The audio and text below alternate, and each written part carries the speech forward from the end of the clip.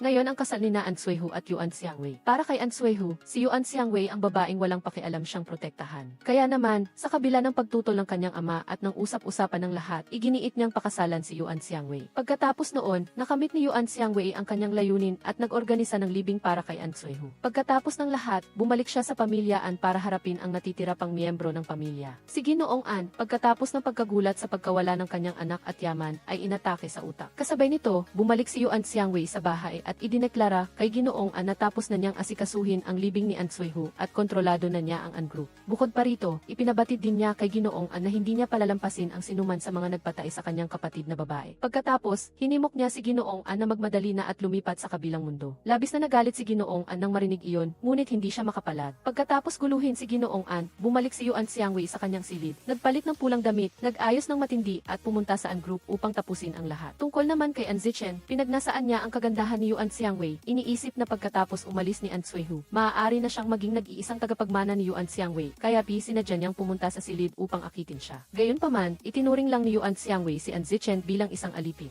Sa katunayan, gusto lang niyang makuha ang video kung paano pinatay ni An Sueho ang kanyang ate, kaya nakipaglaro siya kay An Zichen. Hindi rin nagpatalo si An Zichen, gusto niyang gamitin ang video para pilitin si Yuan Xiangwei na pakasalan siya, ngunit hindi niya inaasahan na hindi papayag si Yuan Xiangwei. Dahil sa pagtanggi, gusto ni An Zichen na gumamit ng dahas laban sa kanya, ngunit hindi niya inaasahan na may kaalaman din sa martial arts si Yuan Xiangwei at ang mga bodyguard ni An Zichen ay hindi niya kayang kalabanin. Pagkatapos talunin si An Zichen at ang mga bodyguard, binalaan ni Yuan Xiangwei na mayroon siyang ebidensya na pinatay niya si An Sueho at inutusan siyang maging masunurin at huwag na siyang galitin pa. Pagkatapos takutin si An Zichen, pumunta si Yuan Xiangwei sa safety box para kunin ang video, ngunit hindi niya inaasahan na wala itong laman. Dati, si Yuan Xiangwei ay isang boxer. Nag-ipon siya ng pera sa bawat laban kasama ang kanyang kapatid na babae upang magplano para sa isang magandang kinabukasan. Nang araw na iyon, pagkatapos ng kanyang laban, masayang-masaya si Yuan Xiangwei at nagmamadaling makita ang kanyang kapatid na babae nang matuklasan niyang tumawag sa kanya ang kanyang kapatid. Nag-aalala si Yuan Xiangwei at tinawagan niya itong muli, ngunit ang tanging narinig niya ay ang paghingi ng saklolo ng kanyang kapatid. Gusto niyang tanungin kung ano ang sitwasyon, ngunit sinabi ng kanyang kapatid na ayos lang siya. Sa totoo lang, ang kapatid na babae ni Yuan Xiangwei ay tinakot dahil sa takot na madamay ang kanyang kapatid, kaya maaari lang siyang magsinungaling at sabihing namimiss niya ang kanyang kapatid. At sa huli ay pinilit siyang tumalon mula sa An Group building. Walang alam si Yuan Xiangwei sa nangyari sa kanyang kapatid. Hindi pa man niya naitanong ng malinaw, nakatanggap na siya ng masamang balita na namatay na ang kanyang kapatid. Napagpasyahan ng pulisya na nagpakamatay ang kanyang kapatid, ngunit naniniwala si Yuan Xiangwei na pinilit ang kanyang kapatid na gawin iyon. Nakatanggap din siya ng mga larawan ni An Sueho na ipinadala ng walang pangalan, kaya naghinala siyang si An Sueho ang pumilit sa kanyang kapatid na umalis. Kaya naman, para ipaghiganti ang kanyang kapatid na babae at imbestigahan ang katotohanan sa likod ng kanyang kamatayan, nagpa siya si Yuan Xiangwei na lapitan si An Sueho. Siya ang tagapagmana ng An Group at hindi madaling lapitan ng ordinaryong tao. Dahil dito, sinamantala ni Yuan Xiangwei ang sandali na ginugulo si An Sueho ng mga basag ulo sa bar at tinulungan niya ito. Sa sandaling iyon, nang tumulong si Yuan Xiangwei, natuklasan ni An Sueho na siya ang babaeng nagligtas sa kanya maraming taon na ang nakalipas at agad siyang nagkagusto sa kanya. Pagkatapos ng gulo, maaari lang hawakan ni An Sueho ang kamay ni Yuan Xiangwei at tumakas sa bar.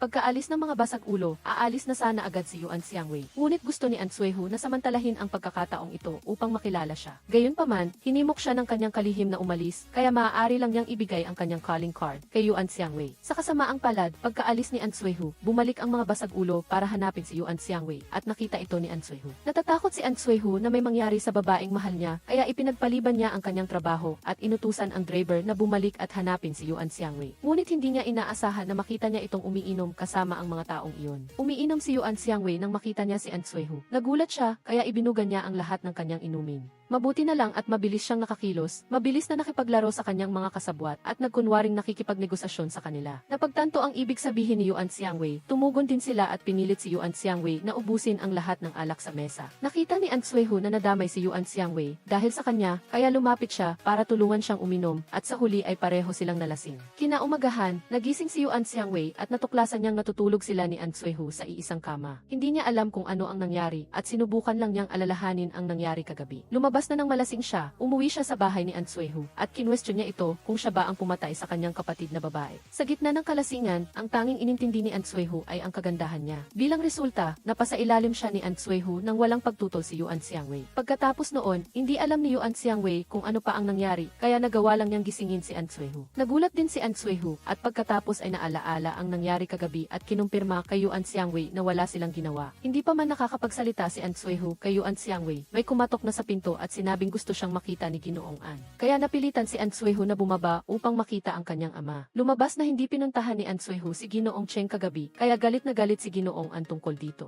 Gamit ang sitwasyon, nagpatuloy si An Zichen sa pagdagdag ng gatong sa apoy. Napagtanto ni An Suiking ang masamang intensyon ni An Zichen at agad niya itong binalaan. Sa sandaling ito, bumaba si An Sueho upang ipaliwanag ang nangyari kagabi. Nang makita ito ni An Suiking, sinuportahan niya ito, kaya pinabayaan na lang ni Ginoong An. Malapit na ang kaarawan ni Ginoong Cheng at gusto niyang katawanin ni An Sueho ang An Group doon. Tungkol naman sa kasal ng dalawang pamilya, hahanap siya ng angkop na oras para ayusin ito sa Cheng Group. Nangako si An Sueho na maghahanda siya para kay Ginoong Cheng, ngunit tungkol sa kasal, hindi siya pumayag. Nagulat ng kaunti si Ginoong An nang marinig iyon, ngunit nanatili siyang matatag. Iniisip na hindi niya maaaring desisyonan ito ng mag-isa dahil may kinalaman ito sa interes ng pamilya. Pagbaba ni Yuan Xiangwei, nagkataon siyang narinig ang usapan ng mag-ama. Sinadya niyang magpaalam kay An Sueho upang ipaalam sa kanila ang kanyang presensya. Nang malaman ni Ginoong An na nakasama ni An Sueho si Yuan Xiangwei buong gabi at hindi niya pinuntahan ang kliyente, labis siyang nagalit. Naiinis din si An Suiking at pinayuhan siya na huwag pakasalan ang ganitong klase ng babae. Nang makita ito ni Yuan Xiangwei, binalaan niya si An Suiking na maging magalang at pagkatapos ay umalis. Sa sandaling ito, kitang-kita sa mukha ni An Zichen ang pag-aalala dahil sa takot na mabuking. Sa oras na ito, hindi nagpaliwanag si An Sueho, ngunit hinabol at pinigilan si Yuan Xiangwei. Pagkatapos ay nag-schedule siya ng pulong kay Yuan Xiangwei bukas ng 3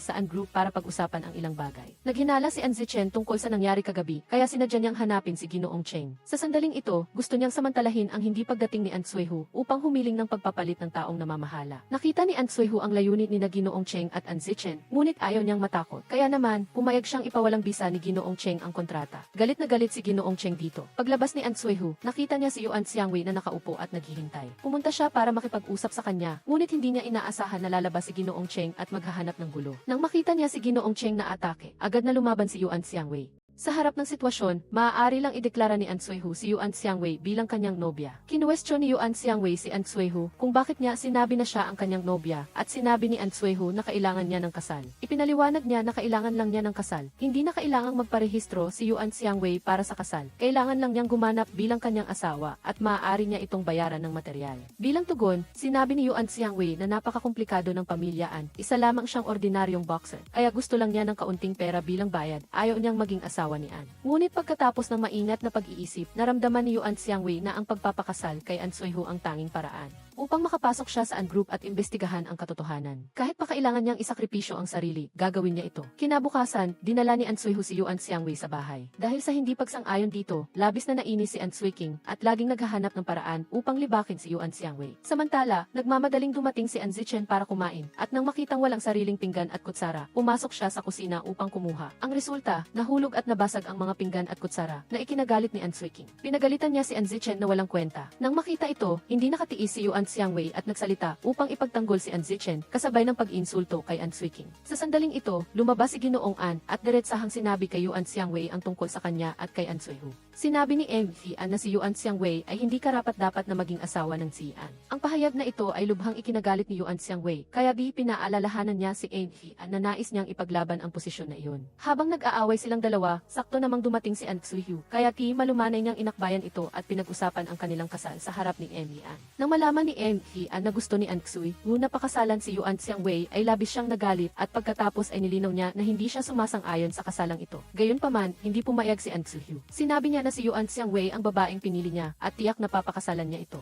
Ayaw nang makipag-ugnayan ni Yuan Xiangwei sa pamilya An at pagkatapos umarte ay balak na sanang umalis. Sa pagkakataong ito ay hinabol siya ni An Zichen at kinausap tungkol sa litrato. Nang malaman ni Yuan Xiangwei na si An Zichen ang nagpadala ng litrato ay gusto niyang tanungin ang katotohanan, ngunit biglang sumugod si An Sueho. Tinanong ni Yuan Xiangwei si An Xui tungkol sa pagkatao ni An Zishen, at nang malaman niyang siya ang ilehitimong anak ng pamilya An, nabawasan ang pag-iingat niya kay An Zishen sa kanyang puso. Pagkatapos, ipinaliwanag ni An Zishen kay Yuan Xiangwei ang tungkol sa kanyang kapatid na babae. Sinabi niyang sa wine party nang An siya lumabas. Dumating doon ang kapatid ni Yuan Xiangwei na si Yuan Minggi, ngunit hinarang siya ni An Xuking sa ibaba. Kinagagalitan niya si Rose ng matindi at inalisan ng tubig bago paalisin. Pagkatapos noon umalis si Rose sa party at nawala rin si Tiger kahit malapit na ang oras ng kanyang talumpati. Ngunit bumalik si Tiger nang magsisimula na ang talumpati. Pagkatapos noon narinig ng lahat ang balita na pumanaw na si Rose. Sobrang nasaktan si Viola sa balita. Gustong makuha ni Xander ang tiwala niya, kaya idinagdag niya na hindi madali ang buhay niya sa bahay ng Anne. Walang sinuman ang nagpapahalaga sa kanya, tanging si Rose lamang ang mabait sa kanya. Kaya gusto niya si Rose at gusto niyang ipaghiganti ito sa tulong ni Viola. Pakiramdam ni Viola ay mahina si Xander sa pamilya Anne, kaya lubos siyang naniwala sa kanyang sinabi. Ngunit sa katunayan, gusto rin ni Xander na gamitin si Viola upang makuha ang kontrol ng pamilya Anne, kaya nagkunwari siyang biktima na humihingi ng tulong. Nang makuha na niya ang tiwala ni Viola, pinayuhan siya ni Xander na tanggapin ang alok na kasal ni Tiger. Pagkatapos, humingi ng pera, shares, at tindahan ng Anne Group upang isipin ni Tiger na siya ay isang babaeng materialista. Sinunod ni Viola ang payo ni Xander at nakipagkita ulit kay Tiger. Sinamantala ito ni Tiger upang ilabas ang diamond ring at mag-alok ng kasal.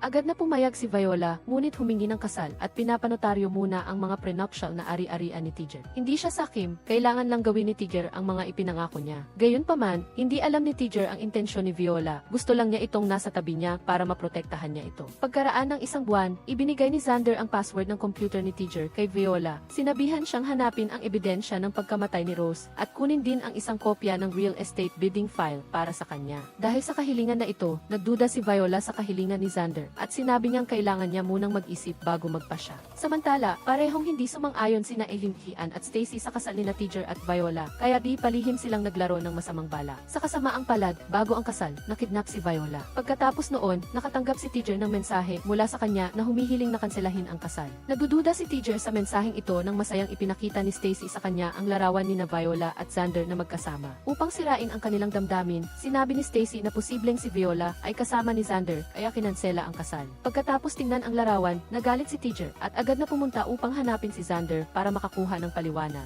Sa pagtatanong, sinabi ni Xander na hinahanap lang siya ni Viola upang magtanong tungkol sa pamilyaan at sinigurado niyang wala siyang alam sa pagkansela ng kasal. Mahusay siyang nagbigay ng sisi, nagpaalala kay Tiger na palaging tutol si Amy Ann sa kanilang kasal at posibleng si Amy Ann ang nasa likod nito upang mangyari ang isang bagay kay Viola. Dahil naniwala kay Xander, dali-daling hinanap ni Tiger si Amy Ann, tinatanong kung nasaan si Viola. Sa paghaharap, hiniling ni Tiger sa kanyang ama na ibigay si Viola, ngunit hindi alam ni Amy Ann kung nasaan siya. Mariing hindi naniwala si Tiger. Sinabi kay Amy Ann na si Viola ang babaeng pinili niya, at kung may masamang mangyari sa kanya, hindi niya ito palalampasin. Dahil walang resulta, pinasuri ni Tiger ang mga kamera sa biyahe ng butler. Nalaman niyang pumunta siya sa bahay ni Viola, kaya pinuntahan ni Tiger ang butler upang tanungin siya. Sinabi ng butler na pumunta siya sa bahay ni Viola sa ngalan ni Amy Ann para imbitahan siyang umuwi at makipag-usap, ngunit hindi niya inaasahang wala siya sa bahay. Nag-alala si Tiger at hinanap siya sa lahat ng dako, ngunit hindi pa rin siya nakita sa maghapon at magdamag, lalo siyang natakot. Sa pagkabigo, naghintay si Tiger na lumabas si Viola. Naalala niya noong nakaraang taon, noong nalulungkot siya sa pagkamatay ng kanyang ina. Nagpalaboy-laboy siya sa kalye at muntik na siyang masuntok dahil may nagnakaw ng pera. Mabuti na lang, dumating si Viola at iniligtas siya. Pinoprotektahan siya habang pinapalakas ang loob niya. Kaya bilubos na nagpapasalamat si Tiger sa kanya at kinilala si Viola bilang ang tanging babae sa buhay niya. Balik sa kasalukuyan, dahil hindi dumating si Viola, umakyat sa entablado si Amy Ann para ideklara ang pagkansela ng kasal. Ngunit bigla, sa sandaling iyon, lumitaw si Viola, nakasuot ng damit pang kasal, may ilang gasgas sa noo at tumakbo kay Tiger para ituloy ang kasal. Tulad ng isang himala, natuloy ang kasal ni Tiger ayon sa plano. Pagkatapos ng kasal, ipinaliwanag ni Viola na natakot siya sa kasal kaya siya tumakas. Dahil sa pagmamadali na makarating sa kasal, kaya siya natumba, nagkaroon ng sugat upang itago ang mga nangyari. Sa totoo lang, nakidnap si Viola, ngunit dahil sa kanyang martial arts, mabilis siyang nakatakas at nalaman niyang si Stacy ang utak sa likod nito. Sa kalagitnaan ng gabi, pagkatapos matulog ng mahimbing ni Tiger, hinanap siya ni Viola at nagkataong natuklasan niyang hawak ni Stacy ang disenyo ni Rose. Nagulat si Viola nang makita ang draft ng kanyang ate, ngunit hindi niya maaaring ipaalam kay Stacy ang anumang bagay, nagkunwari lamang siyang pinupuri na napakaganda ng disenyo ni Stacy. Kinabukasan sa almusal, sinadya niyang banggitin ang fashion show ni Stacy na nagdulot ng matinding pagkadismaya sa kanya. Para kay Stacy, noong gabing iyon, naalala niya ang kanyang pakikipagtulungan kay Rose. Hiniling niya kay Rose na ibigay sa kanya ang disenyo at nangakong magpupondo siya sa fashion show ni Rose. Pinakalma ni Stacy ang kanyang sarili, iniisip na umakyat na sa langit si Rose at naglabas din siya ng malaking halaga ng pera para kay Rose. Kaya walang problema sa paggamit ng disenyo ni Rose para sa fashion show. Gayunpaman, pagkatapos noon, nakita niyang muli si Rose. Sa isang ilusyon, si Rose ay nasa likod ni Stacy at gustong maningil sa kanya. Sinisisi siyang nagnakaw ng kanyang disenyo at sinubukan pa niyang hawakan ang liig ni Stacy. Ito ay nagdulot ng labis na takot sa kanya. Kinabukasan, isinagawa ni Stacy ang kanyang fashion show, ngunit hindi maganda ang kanyang kalagayan. Habang nasa banyo, nakita niyang muli ang anino ni Rose. Sa katunayan, si Viola ay nagpanggap na si Rose. Sinasadyang gawing kukurap-kurap ang ilaw ng banyo, kaya hindi makita ni Stacy ang kanyang mukha ng malinaw. Dahil gumawa siya ng masamang bagay, kinabahan si Stacy, kaya inakala niyang nakita niya si Rose. Sa sandaling ito, nagsalita si Viola para kay Rose. Sinisisi si Stacy sa pagsira sa buhay niya. Nagdulot ito ng matinding takot kay Stacy. Sa sobrang taranta, sinabi ni Stacy na walang kinalaman sa kanya ang pagkamatay ni Rose. Nang marinig ito, mabilis na tinanggal ni Viola ang takip sa ulo at umalis. Bilang resulta, nasangkot si Stacy sa iskandalo ng pagnanakaw ng disenyo at pinagtanungan ng mga reporter. Pagdating sa bahay, natataranta pa rin si Stacy. Sinasamantala ito, nagkunwari si Viola na nagmamalasakit kay Stacy. Sinabing alam niyang nakidnap siya nito, ngunit wala siyang sama ng loob. Ginawa ito ni Viola upang mabawasan ang pag-iingat ni Stacy sa kanya. Nang makuha na ang tiwala, pinayuhan ni Viola si Stacy na sabihin ang takot sa kanyang puso upang kumuha ng impormasyon mula sa kanya. Sinabi ni Stacy kay Viola na nagdadalang tao si Rose sa anak ni Tiger. Ngunit dahil hindi pumayag ang pamilyaan, bumalik siya upang maghiganti sa kanila. Sa pagdinig nito, lalong nagduda si Viola na pinatay ni Tiger si Rose dahil sa sanggol sa tiyan nito. Hindi napigilan ang kanyang galit. Pagkatapos marinig ang sinabi ni Stacy, kinagabihan ay hinarap ni Viola si Tiger. Tinatanong kung siya ba ang nagdadalang tao kay Rose at pumatay sa kanya. Ngunit pagkatapos, natakot siya na malaman ni Tiger ang plano nila ni Xander, kaya nagkunwari siyang nagsiselos at tinanong si Tiger sa katotohanan. Sa pagtatanong, sinabi ni Tiger na wala siyang ibang babae bago si Viola, ngunit masaya siya dahil nagselos si Viola. Ipinahayag niya na si Rose ay kaibigan lang ni Stacy na nanirahan sa pamilyaan sa loob ng ilang panahon, ngunit wala silang anumang ugnayan ni Rose. Hindi pa rin lubos na nagtitiwala si Viola sa kanya, kaya hindi niya alam kung totoo o hindi ang sinabi ni Tiger. Kaya, hinanap niyang muli si Stacy upang magtanong tungkol kay Rose. Sa pagkakataong ito, sinabi ni Stacy kay Viola na hindi niya kaibigan si Rose.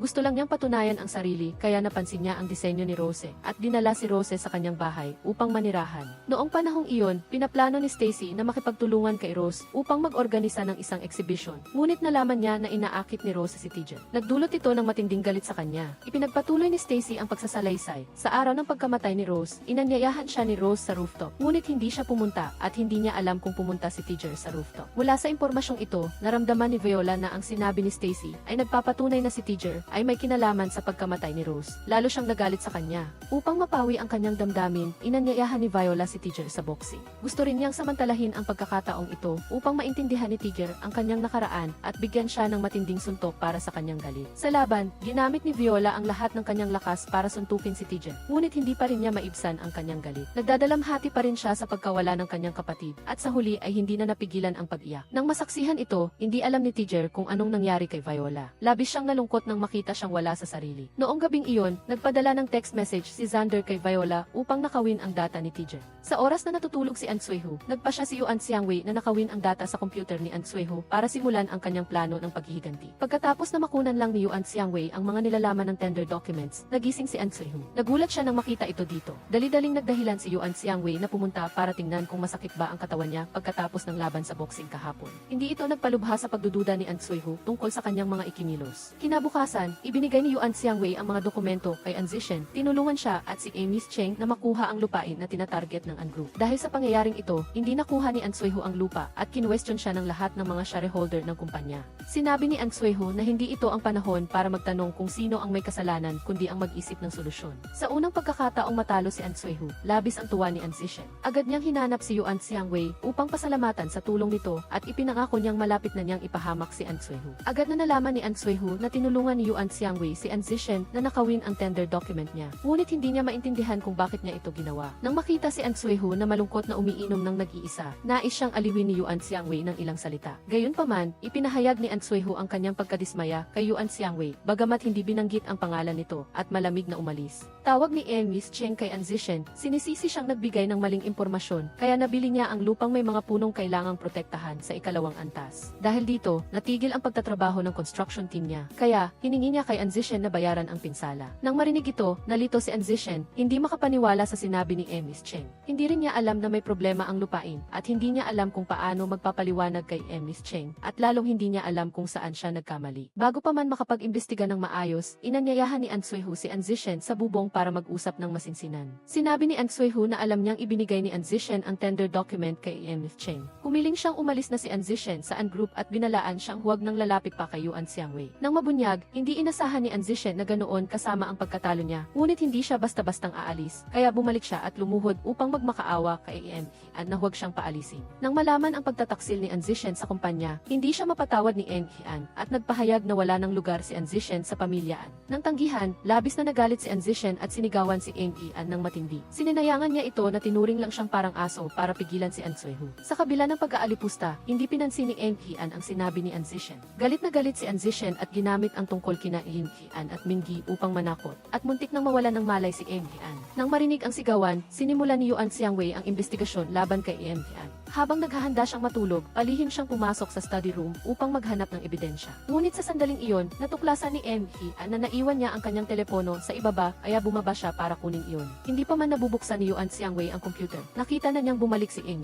Nagmamadaling nagtago si Yuan Xiangwei sa isang sulok at swerteng hindi siya nakita. Bagamat hindi niya nakita si Yuan Xiangwei, naghinala si Hian na may nakapasok sa kanyang study room. Kaya bigi, sinimulan niya ang investigasyon kina Yuan Xiangwei at An Zishen. Samantala, nagpatuloy si An Zishen sa paggawa ng kwento. Sinabi kay Yuan Xiangwei na pagdating niya sa pamilyaan, napilitan si Minggi ni Hian na gumawa ng masamang bagay. Sa pagkakataong ito, nalaman din ni Yuan Xiangwei na ginagamit lang siya ni An Zishen, kaya galit na galit siyang sinigawan si An Zishen. Nalaman ni Hian na pumasok si Yuan Xiangwei sa pamilyaan upang imbestigahan ang pagkamatay ni Minggi, kaya sinira niya ang lahat ng gamit ni Minggi. Ngunit hindi niya inasahan na agad na nagpunta si Yuan Xiangwei sa ospital upang mag-imbestiga. Nag-alala si Hian kaya napilitan siyang unahan si Yuan Xiangwei sa pamamagitan ng paghahanap ng paraan upang patayin si Yuan Xiangwei. Samantala, matapos makuha ang ebidensya, naghanda si Yuan Xiangwei na ipaghiganti si Minggi. Ngunit nakaramdam siya ng kaunting pagkonsensya dahil nasaktan niya si An Suihu, kaya tinawagan niya ito upang linawin ang lahat. Gayunpaman, malungkot si An Suihu dahil tinulungan ni Yuan Xiangwei si An Zishen na sirain ang reputasyon niya. Umiinom siyang mag-isa sa bar, kaya hindi niya sinagot ang tawag. Nagkataon na paglabas ni An Suihu sa bar, si Yuan Xiangwei naman ang dumadaan. Nang tawagan ni Yuan Xiangwei si An Suihu, natuklasan niyang nasa likod lang niya ito. Masayang tinawag ni Yuan Xiangwei si An Suihu. Ngunit sa sandaling iyon, may mabilis na kotseng dumating at bumangga sa kanya. Nagmadali si An Suihu na dalhin si Yuan Xiangwei sa ospital. Habang naghihintay siyang malampasan nito ang kritikal na kalagayan, nalaman ni Hian na bago pa siya makakilos, naunahan na siya ni An Zishen laban kay Yuan Xiangwei. Kaya, nagpa siya si Hian na maghintay at tingnan ang resulta. Naghintay kay An Zishen na ayusin ang lahat. Sa pagkakataong ito, sinamantala ni An Zishen na kumuha si An Suihu ng tubig. Nagpanggap siyang pumasok sa ospital. Palihim siyang pumasok sa silid ni Yuan Xiangwei at tinangkang kunin ang ebidensya na nahanap ni Yuan Xiangwei. Pagkatapos maghanap ng matagal, nakita ni An Zishen ang 8th P ni Yuan Xiangwei at umalis sa ospital. Pagbalik ni An Suihu, natuklasan niyang ni-raid ang silid. Galit, tumakbo si An Suihu pa uwi upang questionin si Hian. Tinanong kung siya ba ang dahilan ng aksidente ni Yuan Xiangwei. Nang questionin ng kanyang anak, nagalit si Hian at ginamit ang An Group upang takutin si An Suihu. Ipinaalala sa kanya ang kanyang katayuan. Inisip ni Hian na walang karapatan si An Suihu na questionin siya. Sinabi niyang pag-isipan niyang mabuti kung gusto pa niyang pamahalaan ang An Group o hindi. Nagalit din si An Suihu nang marinig iyon. Sinabi niyang hindi mahalaga sa kanya ang An Group, ngunit napakahalaga ni Yuan Xiangwei sa kanya. Pagkatapos, hiniling niyang huwag nang makialam si Hian sa relasyon nila ni Yuan Xiangwei dahil kung hindi, kaya rin niyang talikuran ang An Group. Matapos makipagtalo sa kanyang ama, bumalik si An Suihu sa ospital upang alagaan si Yuan Xiangwei. Pinabayaan ang kanyang trabaho sa An Group at hindi man lang dumalo sa shareholders meeting. Sinamantala ni An Zishen na hindi pinamamahalaan ni An Suihu ang kumpanya. Bumalik si An Zishen sa bahay at humingi ng tawad kay Hian at humiling na pamahalaan ang posisyon ni An Suihu. Dahil sa takot na baka maging banta si Yuan Xiangwei sa pamilyaan at dahil sa pagtatanggol ni An Suihu kay Yuan Xiangwei, muling pinagkatiwalaan ni Hian si An Zishen at inatasan siyang pamahalaan ang negosyo sa Eastern China. opisina. Nang lumabas si Yuan Xiangwei sa ospital at bumalik sa pamilyaan, nakadama siya ng hindi pagiging komportable at ayaw niya sa ibang tao. Nag-alala si An Sueho na hindi ito maging masaya, kaya nagpa siya siyang lumabas at manirahan sa labas. Habang inaayos ang paglipat at bumalik upang ayusin ang trabaho sa kumpanya, nakasalubong ulit ni An Sueho si An Zishen. Galit na galit si An Sueho at sinubukan niyang paalisin si An Zishen sa kumpanya, ngunit hindi niya inasahan na ipinadala pala ito ni En Hian na ikinagulat niya. Pagkatapos, pinapaimbestigahan ni An Sueho ang kalihim tungkol kay Yuan Xiangwei at nalaman niyang bago siya na aksidente, iniimbestigahan niya ang dahilan ng pagkamatay ni Minggi. Sa pagkakataong ito niya lang nalaman ang relasyon ni na Yuan Xiangwei at Minggi. Ayaw ni An Sueho na maapektuhan si Yuan Xiangwei ng kwento ni Minggi, kaya pinapa-clean up niya ang lahat ng bagay na may kinalaman kay Minggi sa inupahang bahay. Naghinala si An Sueho na may problema si An Zishen, kaya pinapaimbestigahan niya itong muli, sinusubaybayan ang bawat galaw niya. Upang mas mabilis na maibalik ang memorya ni Yuan Xiangwei, dinala siya ni An Sueho sa dati niyang bahay. Sa pamilyar na lugar, labis ang damdamin ni Yuan Xiangwei at nagustuhan niya ito.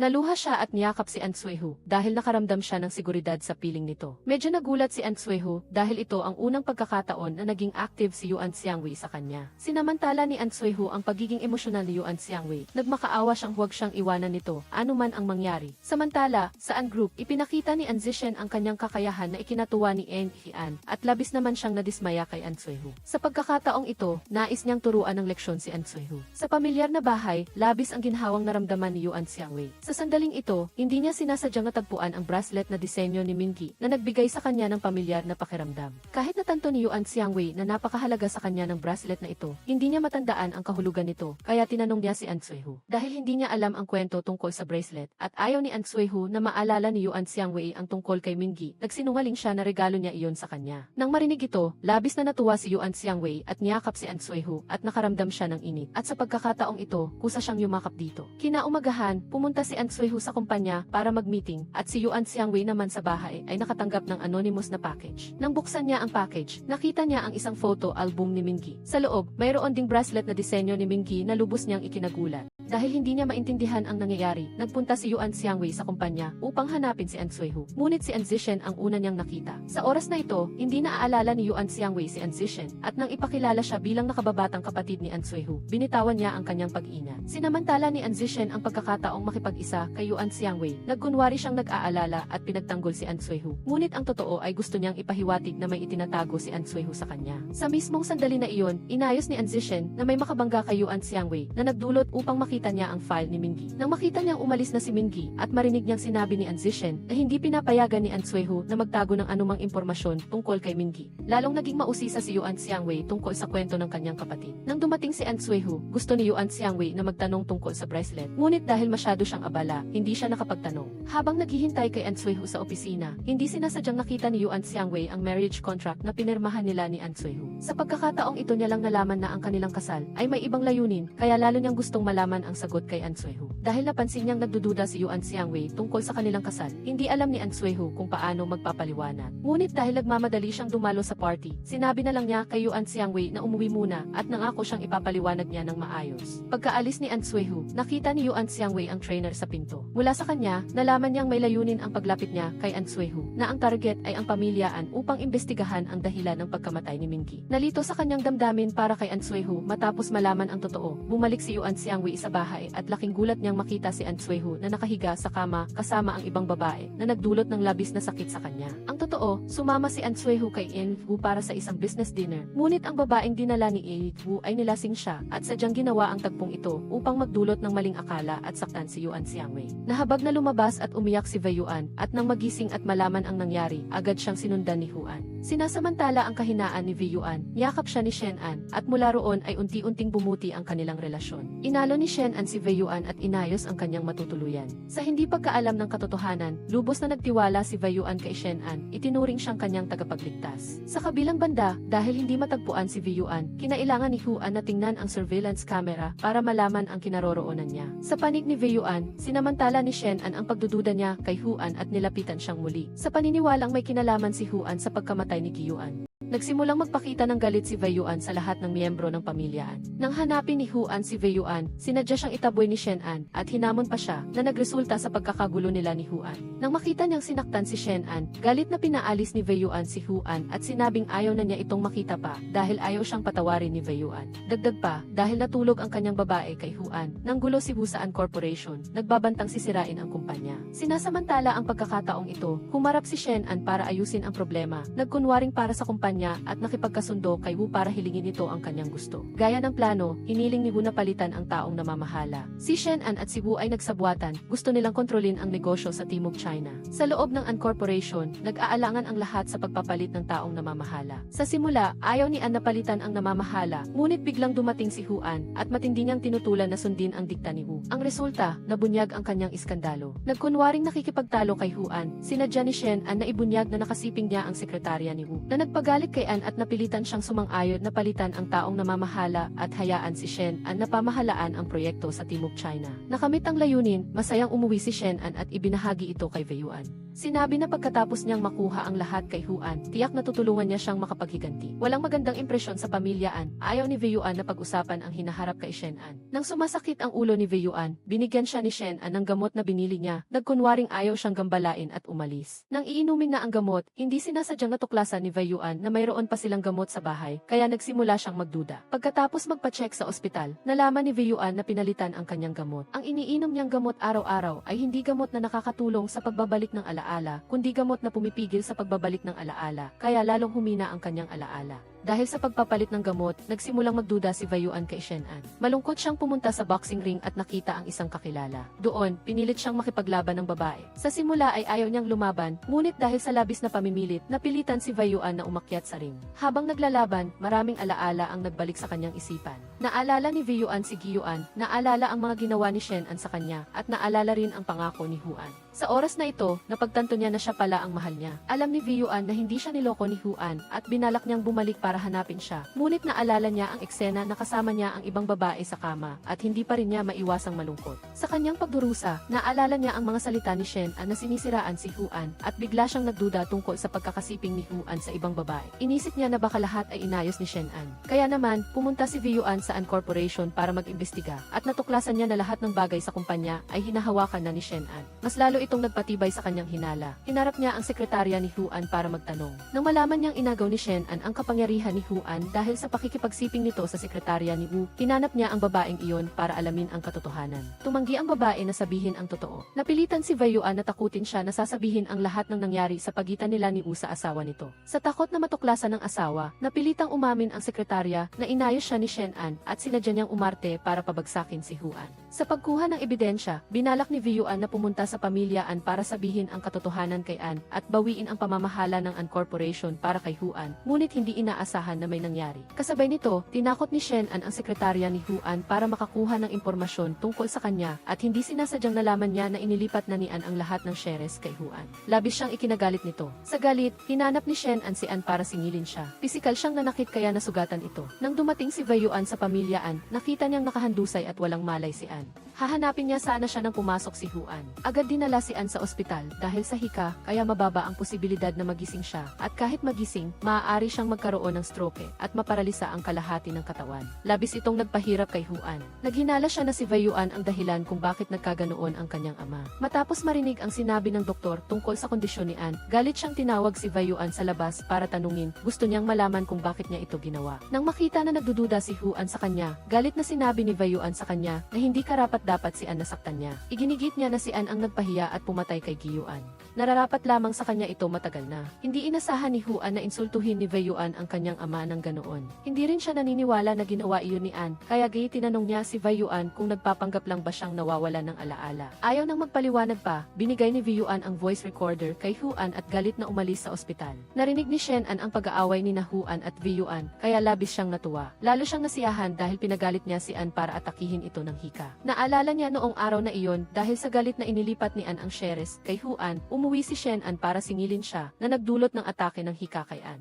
Nang kukunin na ni An ang kanyang gamot, pinigilan siya ni Shen An. Itinago niya ang gamot ni An at patuloy siyang inasar at pinilit na pirmahan ang bagong kasunduan sa paglilipat ng shares bago ibigay ang gamot. Para makainom ng gamot, napilitan si An na pirmahan ang kasunduan. Ngunit pagkatapos niyang pumirma, kinuha ni Shen An ang kasunduan at itinapon ang bote ng gamot. Pilit na gumapang si An para kunin ang gamot, ngunit sa huli ay nanghina at nawala ng malay na humantong sa kasalukuyan niyang kritikal na kondisyon. Habang walang malay si An sa ospital, nagpakalat si Shen An ng bulong-bulungan na gustong lasunin ni Wei Yuan si An na nagdulot ng pagbagsak ng presyo ng shares ng An Corporation. Dahil dito, sabay-sabay na humiling ang mga shareholders na makipaghiwalay si Huan kay Wei Yuan. Gusto ni Huan na protektahan si Wei Yuan kaya sinabi niyang normal lang ang pagbaba at pagtaas ng presyo ng shares. Ayaw niyang sundin ang opinyon ng mga shareholders. Sa pagkakataong ito, nagkunwari si Shen An na ipagtanggol si Huan para protektahan ang kanyang interes. Habang nagpupulong, nakatanggap si Shen An ng mensahe mula kay Wei Yuan na nagsasabing aalis na siya. Pagkarinig nito, agad siyang umalis sa kumpanya at bumalik. Nagmakaawa si Shen An kay Wei Yuan na manatili, sinabing doble ang kaya niyang ibigay sa ibinigay ni Huan sa kanya. Hiling niya na manatili siya para masaksihan siyang talunin si Huan. Tiwala siyang kaya niyang talunin si Huan sa pagpupulong ng shareholders. Ito ay muling nagdulot ng pagdududa kay Wei Yuan. Habang nangangako si Shen An kay Wei Yuan, tumawag ang sekretarya para ipaalam sa kanya na gising na si An. Pagkarinig nito, agad dinala ni Shen An si Wei Yuan pabalik sa pamilya An para bisitahin si An. Nang makita niyang hindi pagising si An, nakahinga siya ng maluwag. Sa pagkakataong ito, nagkunwari si Shen An na nag-aalala kay An. Sinabihan si Wei Yuan na bumalik sa pamilya An para alagaan siya. Para hindi siya pagdudahan, umayag si Wei Yuan na manatili. Tungkol naman kay Huan, hindi niya alam ang relasyon ng dalawa, kaya nagpakita siya ng matinding galit. Pagkatapos bisitahin si An, bago umalis sa pamilya An, sinabihan ni Shen An si Wei Yuan na alagaan si An at iulat agad sa kanya ang anumang balita. Nagkunwari si Wei Yuan na sumang-ayon at pagkatapos ay nagkunwari siyang nawala ng alaala at sumasakit ang ulo. Nang makita ito, agad nagpakita ng pag-aalala si Shen An. Nangakong gagawa siya ng paraan para matulungan siyang manumbalik ang alaala. Inisip ni Wei Yuan na nag-aalala si Shen An na magising si An at pinalitan pa ang kanyang gamot. Siguradong may kinalaman ito sa pagkamatay ni Yuan, kaya nagkunwari siyang nagtitiwala sa kanya para magpatuloy sa investigasyon. Nang gabing iyon, hindi makatulog si Huan dahil sa pagbalik ni Wei Yuan. Ganoon din si Wei Yuan na binalak hanapin si Huan para makipag-usap. Ngunit biglang bumalik si Shen An kaya napilitan siyang pumasok ng palihim sa kanyang silid. Patuloy na dumaranas ng problema ang An Corporation. Maraming suppliers ang nagbabayad ng kompensasyon sa kontrata at ayaw nang makipagtulungan. Ito ang dahilan kaya naging mahina ang An Corporation. Sinasamantala ang pagdududa ng mga shareholders sa kakayahan ni Huan. Sinubukan ni Shen An na hikayatin sila na suportahan siya. Gusto niyang tanggalin si Huan sa posisyon bilang CEO sa pagpupulong ng shareholders. Kinabukasan, isinagawa ang pagpupulong ng shareholders. Tiyak na mananalo si Huan na may 39% shares. Ngunit inilabas ni Shen An ang kasunduan sa paglilipat ng shares na pirmado ni An. Sa 1% shares na mas mataas kay Huan, matagumpay niyang inalis si Huan sa laro. Pagkatapos na matanggal si Huan, agad dinala ni Wei Yuan ang kasunduan sa paglilipat sa kanya at hiniling ang diborsyo. Hindi inasahan ni Huan na magiging walang puso si Wei Yuan na nagmamadaling makipaghiwalay sa kanya pagkatalo niya. Dahil dito, naramdaman niyang wala itong tunay na pagmamahal para sa kanya. Sinabi ni Wei Yuan na ang kanilang kasal ay isa lamang kasunduan at walang pagmamahalan na agad na sinasalungat ni Huan. Habang gustong makipaghiwalay ni Wei Yuan kay Huan, dumating si Shen An para piliting umalis si Huan sa opisina. Wala nang magawa, napilitan si Huan na umuwi para alagaan si An. Nagmamadaling umuwi si King An, nakita ang kalagayan ng kanyang ama at ang pagkatalo ng kanyang kuya. Napilitan si King An na ibunyag na mayroon pa siyang 3% shares at gusto niyang tulungan si Huan na mabawi ang posisyon bilang si. Hindi sinasadyang narinig ni Shen An ang sinabi ni King An at labis siyang nag-alala. Sa takot na mawala ang posisyon bilang CEO na nakuha niya, tumakbo siya para hanapin si Wei Yuan. Nagmakaawang tapusin na niya si Huan. Ngunit sa pagkakataong ito, ayaw nang masangkot ni Wei Yuan. Gusto niyang umalis sa pamilyaan at tumangging tulungan si Shen An na mapatalsik si Huan. Kahit anong panghihikayat ni Shen An, hindi siya pumayag. Sa huli, ginamit niya ang tungkol kay Yuan para lokohin si Wei Yuan. Sinabi ni Shen An na si Huan ang pumatay kay Yuan, ngunit hindi naniwala si Wei Yuan. Dahil dito, napilitan siyang ipakita ang video sa dalaga. Gayunpaman, ang video na binigay ni Anzitan ay nagpapakita lamang ng likod ni An Suihu sa rooftop. Nais ni Yuan Xiangwei na kumpirmahin ang katotohanan ng video, ngunit nagbigay si Anzitan ng isang kasunduan. Kapag tuluyan niyang pinaslang si An Suihu, ibibigay niya ang video. Sa puntong ito, hindi pa rin makapaniwala si Yuan Xiangwei na si An Suihu ang pumaslang sa kanyang kapatid. Lubos siyang nagdusa, ngunit hindi pa rin siya pumayag na paslangin ito. Kaya hiniling ni Anzitan sa kanya na maglagay ng tracking device kay An Suihu. Pumayag si Yuan Xiangwei nang marinig niya ito. Kinabukasan, bumalik siya para hanapin si An Sueho at pinilit siyang pirmahan ang divorce paper bago ito umalis para sa kanyang business trip. Nagtapat si An Sueho na hindi niya pipirmahan at hindi niya hahayaang magkasama sila ni Anzitan. Pagkatapos makipag-usap kay Yuan Xiangwei, umalis na si An Sueho para sa kanyang business trip. Matapos magtagumpay ang plano ni Yuan Xiangwei, sinimulan ni Anzitan ang plano niyang patayin si An Sueho. Pagkatapos, nag-set up siya ng car accident sa daanan patungo sa business trip ni An Sueho. Habang nag-aayos ng kanyang mga gamit, nakita ni Yuan Xiangwei ang liham ni An Sueho at nalaman niyang inilipat niya ang lahat ng ari-arian sa pangalan niya upang matubos ang mga kasalanan na ginawa ni An. Matapos basahin ang liham, lubos na naguluhan si Yuan Xiangwei. Sa sandaling ito, dumating si Anzitan at ibinalita sa kanya na matagumpay ang plano. Nawala si An Sueho sa car accident. Nagulat si Yuan Xiangwei nang marinig niya ito. Hindi niya inaasahang talagang pinatay ni Anzitan si An Sueho. Nag-alala siya para sa kanya, ngunit mabilis siyang kumalma at hiningi kay Anzitan ang video. Ngunit sinabi ni Anzitan na marami pa silang dapat gawin. Kapag natapos na ang lahat, ibibigay niya ang video sa kanya. Kaya nag-organisa si Yuan Xiangwei ng funeral para kay An Sueho, para isipin ni Anzitan na nagtagumpay siya sa pagkuha ng ari-arian ng An Group. Pagkatapos, ginamit niya ang ebidensya na pinatay ni Anzitan si An Sueho para pilitin siyang ibigay ang video. Nang kukunin na niya ang video, bumalik si An Sueho na nagbigay sa kanya ng labis na kaligayahan. Tunay pala, kalahating buwan na ang nakalipas, nagkaayos na sina Yuan Xiangwei at An Sueho upang ilantad si Anzitan. Nagpanggap silang nalinlang ni Anzitan at magkasamang nagplano ng isang drama na nag-set up ng isang peking aksidente. Dahil dito, inakala ni Anzitan na nagtagumpay siya sa pagkuha sa An Group at pinilit nilang ibigay niya ang video upang masuri ang katotohanan nito. Sinuri ni na An Sueho at Yuan Xiangwei ang video ni Anzitan at nalaman nilang peki ito at pinagsama-sama pa mula sa iba't ibang video. Labis na nabigo si Yuan Xiangwei nang malaman niyang peke ang video, ngunit natuklasan ni An Sueho ang isang mahalagang detalye sa video. Iyon ay, ang oras ng pagkuha ng video ay kasabay ng oras ng aksidente ni Minki. Kaya, sigurado siyang may kinalaman si Anzitan sa pagkamatay ni Minki. Bagaman tama ang hinuha ni An Sueho, kulang sila sa ebidensya. Kaya, nagpa siya si Yuan Xiangwei na gamitin ang sarili niyang paraan upang pilitin si Anzitan na ilantad ang kanyang kasalanan. Kinabukasan, dinala niya ang kasunduan sa paglilipat ng bahagi na pinirmahan ni An Sueho at nagpatawag ng shareholders meeting ng An Group para bawiin ang kontrol sa kumpanya. Nang malaman niyang babawiin ni Yuan Xiangwei ang An Group, agad na nagpunta si Anzitan sa meeting room upang pigilan siya at nagkunwaring pinayuhan siyang tumigil. Galit na inilantad ni Yuan Xiangwei ang sabuatan ni na Anzitan at Cheng upang agawin ang An Group. Pagkatapos, inilipat niya ang pera ng kumpanya at hinimok ang mga shareholder na maging matino, ngunit walang naniwala sa kanya. Habang nagtatalo sina Yuan Xiangwei at Anzitan, dumating din si An Sueking at ipinaalala sa mga shareholder na isa pa rin siyang miyembro ng pamilya. Bagaman kumatos ang kanyang ama at namatay na ang kanyang kuya, hindi niya hahayaang may magnakaw sa An Group. Natapos ang shareholders meeting ng may tensyon. Galit na sinermona ni An Sueking si Yuan Xiangwei ng ilang salita at sinisi siyang gumamit ng ganoong paraan upang kalabanin ang pamilyaan. Gustong magpaliwanag ni Yuan Xiangwei, ngunit galit na galit si An Sueking sa kanya at hindi siya naniwala sa anumang sinabi niya. Nag-aalala si Anzitan na ibibigay ni An Sueking ang kanyang mga shares kay Yuan Xiangwei, kaya nagpadala siya ng mga tao para kidnapin siya. Nag-alala sina Yuan Xiangwei at An Sueho kay An Sueking, hinanap nila ito sa lahat ng dako, ngunit hindi nila nakita. Pagkatapos ay sinigawan siya at sinampal pa siya, kaya hindi alam ni An Sueking ang gagawin. Alam niyang nasa kamay siya ni Anzitan kaya napilitan siyang sumunod dito para makalaya. Nang makita niyang ayaw ibigay ni An Sueking ang mga shares, kinuha ni Anzitan ang kutsilyo para takutin siya na nagpanginig sa kanya. Sa kabutihang palad, dumating sina An Sueho at Yuan Xiangwei sa tamang oras. Nang makita niyang buhay pa si An Sueho, lalo pang nag-eskandalo si Anzitan. Nag-aalala si An Sueho na saktan ni Anzitan si An Sueking, kaya paulit-ulit siyang humingi ng tawad at naghanap ng paraan para makapag-antala. Ginulat ni Yuan Xiangwei si Anzitan at sinabing palagi siyang nabubuhay sa anino ni An at itinuring siya nitong parang ampon na anak.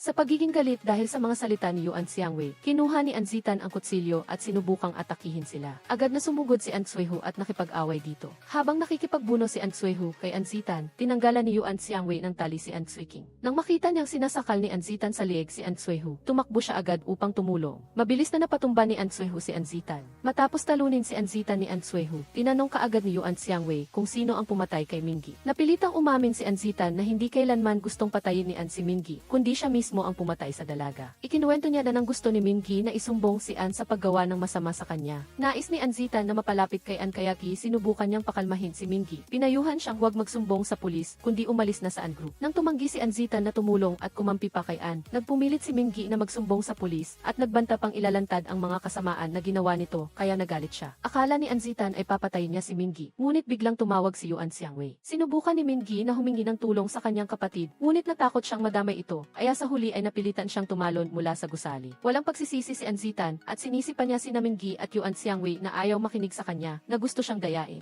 Sinermona ni Yuan Xiangwei si An Zitan at pagkatapos ay dinala siya sa istasyon ng pulis kasama si An Suihu. Pagkatapos mamatay ni An, napagtanto din ni An Suiking ang kanyang pagkakamali. Hindi niya magawang harapin si Yuan Xiangwei kaya nag-ayos siya ng kanyang mga gamit at umalis upang simulan ni na Yuan Xiangwei at An Suihu ang isang bagong buhay. Sa wakas, natapos na ang lahat at sina An Suihu at Yuan Xiangwei ay naging isang masaya at kahangahangang mag-asawa. Lubos na pinahahalagahan ito ni An Suihu at bagaman napakaabala siya sa trabaho, hindi niya nakalimutan ang kanyang maliit na pamilya. Araw-araw, umuwi siya sa tamang oras pagkatapos ng trabaho upang sunduin ang kanyang anak at pagkatapos ay pumupunta siya sa boxing ring upang suportahan si Yuan Xiangwei sa kanyang laban. Pagkatapos ng huling laban, nagpa siya si Yuan Xiangwei na talikuran ang boxing upang bumalik sa normal na buhay at maging isang babae ng tahanan. Dito na nagtatapos ang palabas. Maraming salamat sa inyong panonood. Kung nagustuhan ninyo, bigyan nyo kami ng like, huwag kalimutang mag-subscribe sa channel at pindutin ang bell para maghintay sa mga pinakabagong palabas.